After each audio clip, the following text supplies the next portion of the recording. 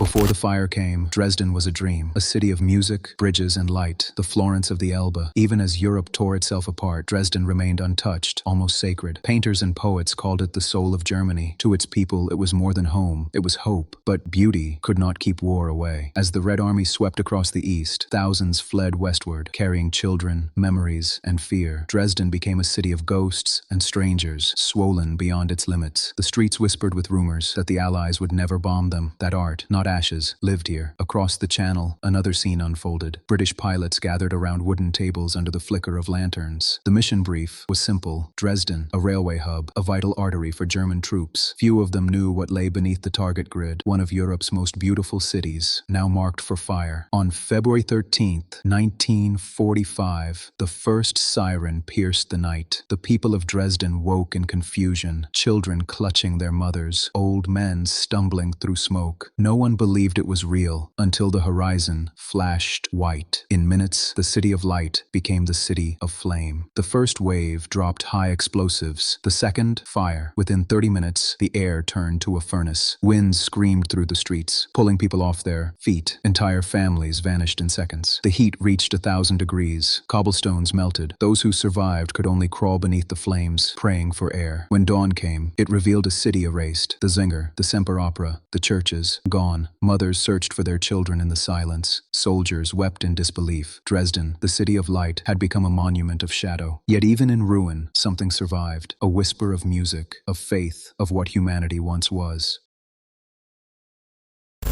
When the first wave left, Dresden thought the horror had passed, but the fire was only catching its breath. Hours later, at 1:30 a.m., the second wave arrived, heavier, deadlier, hungrier. The night sky opened again, and the flames rose to meet it. Fire climbed higher than the church spires. The air was no longer air, it was fire itself. Those trapped in basements began to suffocate as the oxygen vanished. Doors buckled under pressure. Streets turned into rivers of flame. People ran toward the Elbe River, hoping to escape the heat, only to find the bridges burning too. In the chaos, families held hands and vanished into the storm. Then came the wind, the firestorm. It roared like a living beast, pulling oxygen from miles away. It lifted people off the ground, hurled cars, tore rooftops apart. Temperatures soared beyond 1,000 degrees. Asphalt melted beneath fleeing feet. The flames didn't just burn, they consumed the very air of the living. By dawn, the fire had eaten the heart of Dresden. The city's proud opera house was a hollow skeleton. The Frauenkirche, once a crown of the skyline, stood engulfed, its dome glowing like molten glass. Those who lived spoke of silence afterward. No birds, no footsteps, just the crackle of a dying world. At the river's edge, survivors gathered, soldiers, children, strangers. The air smelled of ash and iron. Some wept, others just stared. In those hours, all sides of the war vanished. Only humanity remained. They shared bread, shared water, shared silence. Even the enemy, had they appeared then, would have seemed like a brother. By February 14th, the flames began to fade. Smoke stretched to the heavens, blotting out the sun. The Elbe ran black with soot. Dresden, once the heart of culture, had become a canvas of ruin. Yet somewhere beneath the ashes, a heartbeat still echoed. The will to live, the hope to rebuild. The firestorm had taken the city, but not its soul.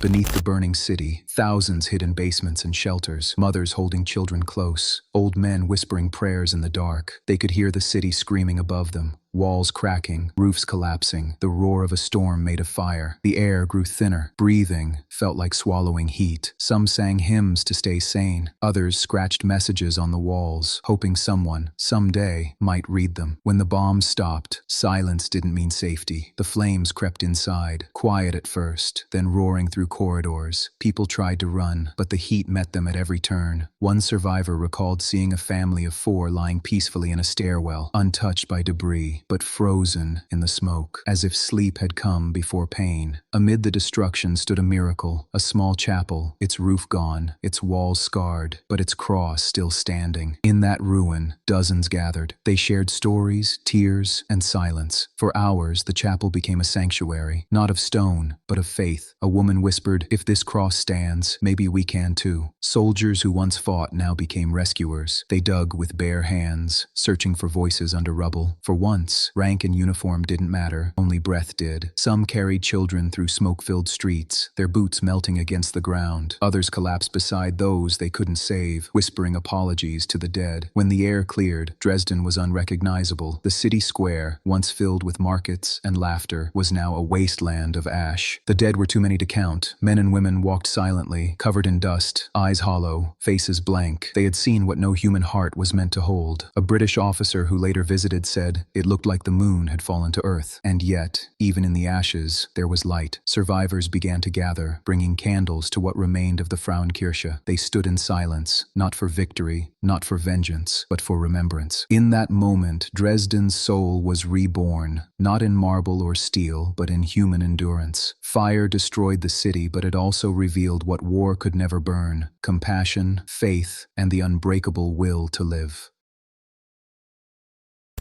The fires burned for days. Long after the planes were gone, Dresden still glowed, a city of embers breathing smoke into the cold sky. Those who survived moved like shadows. They searched for water, for loved ones, for proof that they still existed. The smell of ash clung to everything: the streets, the river, even the rain. In the silence after the storm, every heartbeat felt borrowed. Days later, survivors began to count the dead. Lists were written on scraps of paper, nailed to wooden boards, names fading in rain. Mothers walked from one board to another, lips moving silently over the words. In a city that once sang with music, only the scratching of pencils remained, writing the names of ghosts. News of Dresden spread across Europe. Some called it revenge, others called it murder. The Allies defended it as strategy, a blow to German morale, a strike against transport lines. But those who walked the ruins saw something else, a question that history still struggles to answer. How far can justice go before it becomes vengeance? As spring arrived,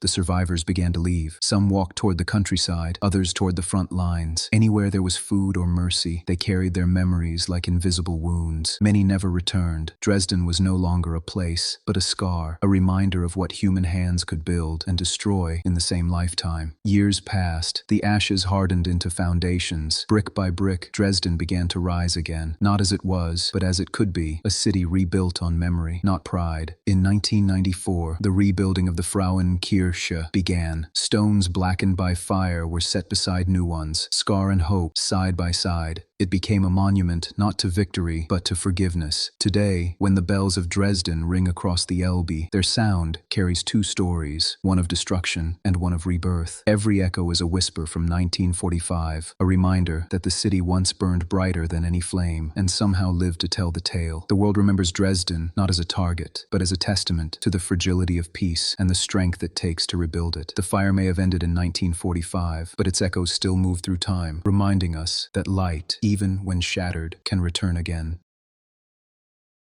The war ended, but Dresden remained silent. The Elbe River flowed past the ruins like a witness who refused to speak. For years it carried ash, debris, and memory, remains of a city once called the Florence of the North. Yet beneath the rubble, life stirred. Green shoots grew through cracked pavement. Birds returned before people did. Even nature, it seemed, wanted to remind Dresden how to begin again. In the 1950s, the people began to return. Mothers, widows, children who had never seen their fathers again. They brought only their hands, their grief, and their will to rebuild. They lifted stones not just to restore walls, but to restore meaning. Every brick set in place was an act of defiance against despair, a message to the world: we are still here. When the Iron Curtain fell across Europe, Dresden found itself on the eastern side, trapped again, this time behind walls of politics. The wounds of war were still visible, but now the scars of division began to grow. Art was censored, churches stood empty. Yet even under the weight of ideology, the people held on to something stronger: memory, and from memory, identity. In 1989, the walls finally fell. The sound of freedom echoed down the streets